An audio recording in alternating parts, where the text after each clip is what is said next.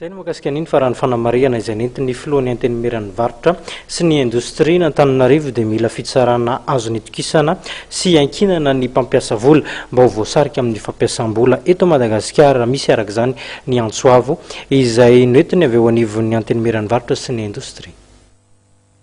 Ina moa ny anisan'ny zavatra fepetra takin'ny famantsim-bola dia ny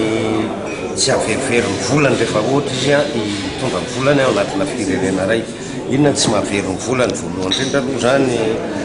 teo moa ny ady amin'ny corruption hitantsika, fa ny tena marina kokoa dia ny tena hoe mametraka hoe manana fitsarana ve azony ankinana le mpitondra vola raha tena tonga amin'izay fotoana izay sendra misy ilana an'izany. Ina moa ny zavatra malaza amin'ny resaka corruption na ny lohampiresaka tena amin'ny zavatra malaza eto Madagasikara dia ny fitsarana tsy dia tena mandeha araka sy mihitsy sady maharitra ela be no mila malala olona izay zavatra izay nefa raha ohatra ianao ka mahapetraka clause ao anatin'ny clause na investissement rehefa tonga eto anao na contrat de travail ataonao mazava ho azy tonga dia mametraka hoe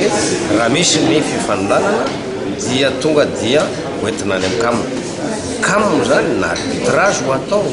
na ny médiation zay moa dia hoe centre de règlement mode de règlement alternatif de litige. Raha vao mahazo an'izay anao zany dia misy zavatra hoe misy institution azonao aleha azonao ekinana zany inona zavaina atao androany tao hoe sy sentence amin'iny zany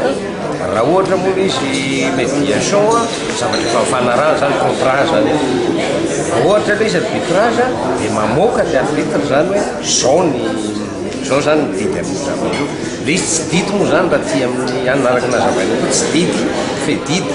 hoe tsy maintsy ho aplikeny fa azo angatahana amin'izay fotoana izay angatahana any fanjakana fampiarana ny fanapahan-kevitra ny arbitrage.